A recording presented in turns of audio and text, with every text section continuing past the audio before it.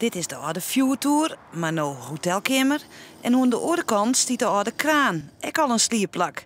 Maar als het goed gaat, komt er wel een heel speciaal slierplak bij op de oude Willemshaven in Haans. Dit is het trechter.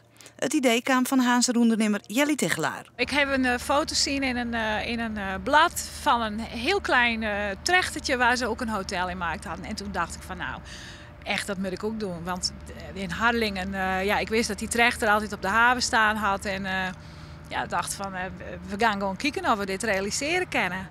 Kunstenaar Claudie Jongstra omeer met het project en had meer plannen met de trechter. Het moet meer wezen als alleen nog een hotelkamer voor mensen die dat betalen kunnen. Als je geld hebt, dan kun je dat betalen en dan doe je dat op een bepaalde manier passief. Dus dan kijk je naar die mooie sterrenhemel en dan ga je weg en heb je zelf genoten. Maar ik vind het heel belangrijk dat je ook iets geeft aan de wereld.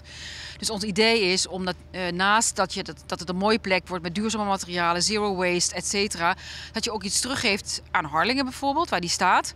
Dat past in haar kunstproject Farm of the World, dat onder jou 2018 verboen is.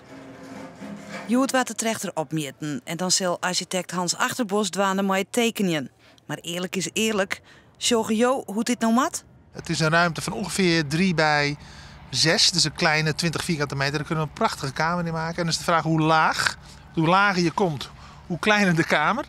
En hoe hoger je komt, je kunt hem zelfs optoppen, hoe groter de kamer. En daar zijn we in ons team nou mee bezig om daar een mooi idee voor te bedenken. Achterbos, Tegelaar en Jongstra zullen de komende tijd druk dwaande met het verder ontwikkelingen van de trechter. De procedures kosten nog wel tijd, maar ze willen graag los. Het zou fijn wezen als we zo snel mogelijk beginnen kennen. Wij kunnen niet wachten in ieder geval. Maar eerst nog een ingang vinden.